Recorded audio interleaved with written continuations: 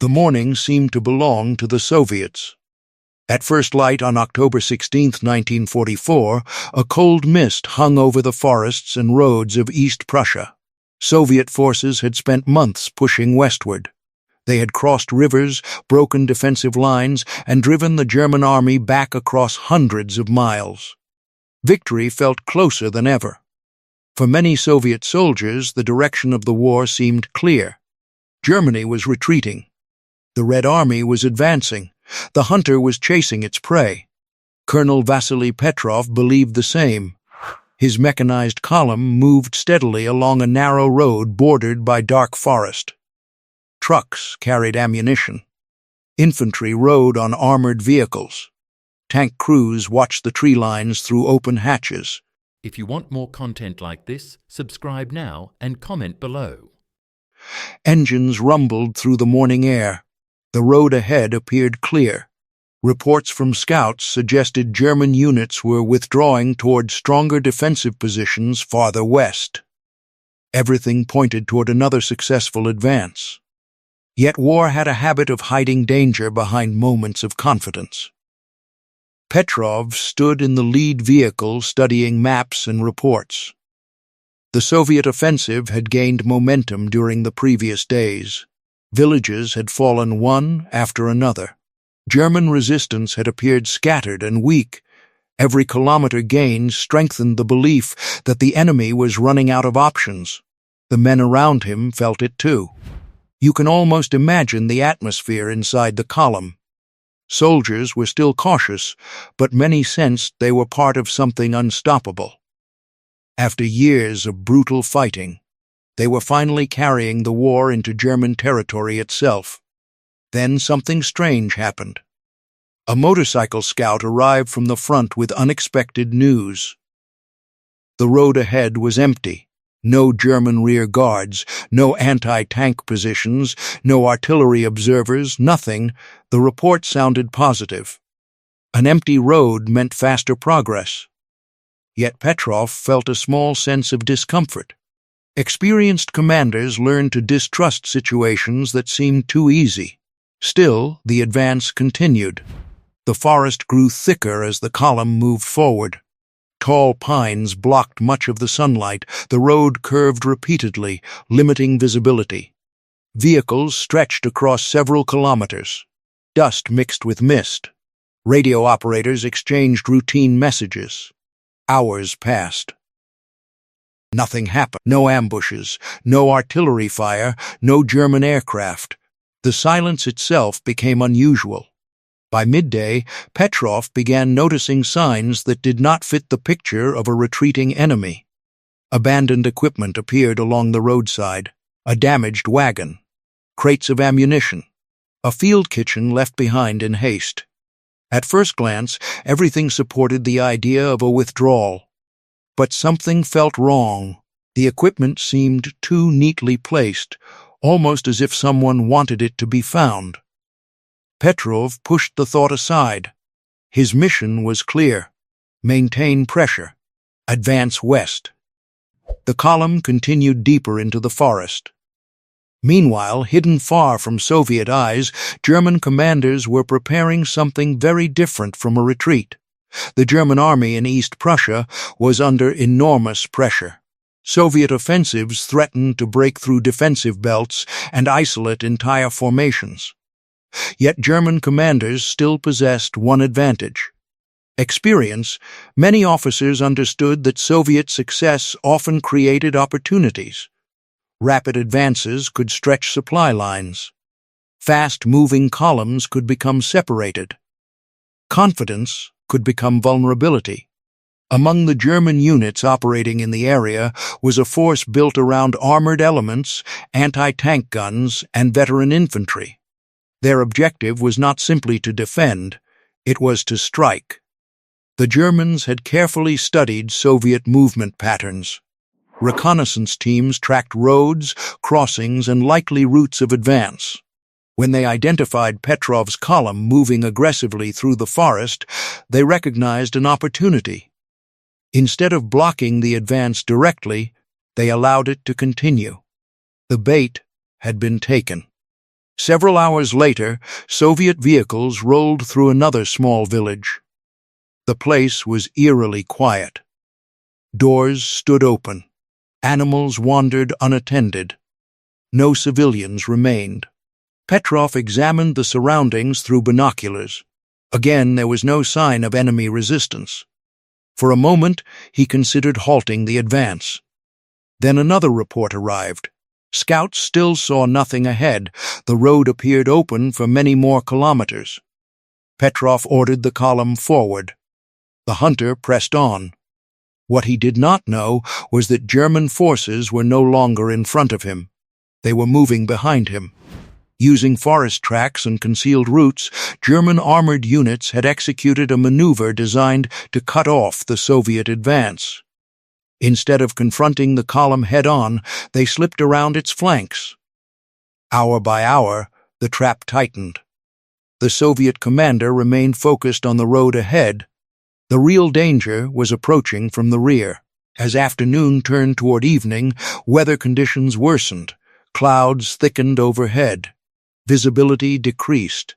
The forest seemed darker than before. Radio traffic also became strange. Some units reported difficulty contacting formations behind them. Signal interruptions were not unusual during combat operations. Dense forests often interfered with communications. Still, the reports added to Petrov's growing unease. He requested updates from rear elements. Responses came slowly. Then another message arrived. A logistics officer reported unidentified vehicle sounds in the distance. No visual confirmation, just engine noise. Petrov frowned. German patrols occasionally operated behind Soviet lines. The report alone was not alarming, yet it joined a growing collection of small concerns. The abandoned equipment, the empty villages, the unusual silence, the communication issues, the strange engine sounds. Individually, they meant little. Together they formed a pattern. Evening approached. The lead elements of the Soviet column reached another bend in the road. Petrov stepped partially out of his vehicle to observe the terrain. Ahead lay more forest, more empty road, more silence. Then instinct made him do something simple. He turned around. He looked back down the road behind him and froze. At first he could not fully process what he was seeing. Far behind the column, emerging through dust and fading light, were armored silhouettes. Not Soviet silhouettes. German silhouettes. Several tanks. Armored vehicles. Support trucks. Moving directly toward the Soviet rear. For a few seconds, Petrov simply stared. The impossible scene seemed unreal. The enemy was supposed to be retreating. The enemy was supposed to be ahead. Instead, German armor was advancing along the very road his forces had used only hours earlier. The hunter had become the hunted. Reality struck immediately. The Germans had not withdrawn. They had maneuvered. They had bypassed his lead elements. They were cutting the road. They were closing the trap. Petrov's shock lasted only moments. Training took over. Orders exploded across radio networks. Tank units were redirected. Infantry was deployed into defensive positions. Reconnaissance teams were sent to determine enemy strength. The entire column shifted from offensive movement to emergency combat readiness. But time was already running out. German commanders had planned carefully. They understood that confusion would spread rapidly once Soviet forces realized the situation. Their attack began before Petrov could fully reorganize. Artillery shells crashed into the road. Explosions tore through supply vehicles. Trees shattered. Fragments ripped through the air. Panic briefly erupted among rear echelon units. German tanks advanced aggressively, supported by infantry and anti-tank guns. The narrow forest road became a battlefield. Petrov rushed toward the threatened sector. The situation was deteriorating quickly. Soviet forces now faced attacks from multiple directions. The forest restricted movement. Large formations could not maneuver freely. Vehicles became trapped in traffic jams. Commanders struggled to gain a complete picture of events. The Germans exploited every advantage. Anti-tank guns hidden among trees opened fire. Machine guns swept roadside positions. Mortar rounds landed throughout the column. Darkness began to fall. Combat became even more chaotic. Flashes of gunfire illuminated the forest. Burning vehicles cast orange light across the road. Smoke drifted between trees. You can almost feel the confusion experienced by the soldiers. One moment they were advancing toward victory. The next, they were fighting for survival inside a trap they never saw coming. Petrov understood the danger clearly. If the Germans completely severed the road, his force could become isolated. Supplies would stop. Reinforcements would struggle to reach them. Withdrawal routes would disappear. The only solution was immediate action. He ordered a counterattack. Soviet tanks moved toward the German penetration point. Infantry followed through forested terrain. Artillery crews established firing positions wherever possible. The battle intensified. Tank crews fought at dangerously close ranges. Visibility remained poor. Shots were often fired based on movement, sound, or brief glimpses through smoke. German armor scored several early successes. Yet Soviet numbers began to tell. Additional units arrived from different parts of the column. Commanders improvised defensive lines. Small groups of soldiers established strong points among trees and road junctions. The fight continued throughout the night. Neither side gained a decisive advantage. For Petrov, every hour mattered. His objective was no longer to advance. It was to survive until larger Soviet formations could respond. As darkness deepened, reports flowed into headquarters. Some were encouraging. Others were alarming. Several supply vehicles had been destroyed. Communication lines remained disrupted. Casualties were rising. German pressure continued. Still, the road was not completely lost. That fact gave Petrov hope. Shortly after midnight, Soviet artillery finally achieved better coordination. Batteries positioned farther east began supporting the trapped forces more effectively. Heavy shells slammed into suspected German positions. The bombardment slowed enemy momentum. It also bought precious time. Throughout the early hours of October 17, the battle raged across the forest. Soldiers fought among burning wrecks. Tank crews maneuvered through narrow clearings. Engineers worked desperately to clear damaged vehicles blocking the road. Exhaustion affected everyone. Yet neither side stopped. German commanders knew they had a rare opportunity to destroy an advancing Soviet force. Petrov knew failure could result in catastrophe. Dawn finally arrived. The first light revealed the scale of destruction. Destroyed trucks lined portions of the road. Shell craters scarred the landscape. Smoke still rose from burning wreckage. Bodies lay where fighting had been fiercest. But the new day also revealed something important. German forces had not fully sealed the corridor. The Soviet column remained battered but connected. That connection changed everything. Fresh Soviet units began arriving. Additional artillery joined the battle. More tanks entered the area. The balance slowly shifted. German forces now faced increasing pressure. What had begun as a successful ambush risked becoming a prolonged engagement against superior Soviet numbers. Petrov recognized the opportunity. He ordered coordinated attacks designed to widen the corridor and push German forces away from the road. The fighting remained fierce. German units resisted stubbornly. Veteran crews used terrain effectively. Anti-tank guns continued inflicting losses. Infantry fought from prepared positions, yet momentum gradually moved toward the Soviets. Hour after hour they pressed forward. By afternoon, German commanders faced a difficult decision: continue fighting and risk encirclement themselves, or withdraw while they still could. The choice became clear. German units began pulling back through forest routes.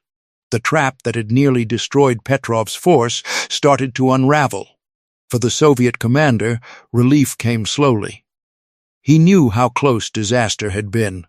One glance down that road had revealed a reality few commanders ever wanted to see: an enemy where none should exist. A threat emerging from the impossible direction. A battlefield transformed in seconds. The immediate crisis ended, but the experience stayed with him. Years of war had taught countless lessons. This battle reinforced one of the most important. Success can create blindness. Confidence can hide danger. The moment a commander believes victory is guaranteed may be the moment he becomes vulnerable. For Soviet soldiers who survived the engagement, the memory remained vivid. They remembered the silence before the attack.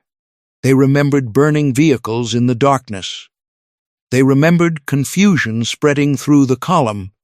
Most of all, they remembered how quickly the situation changed.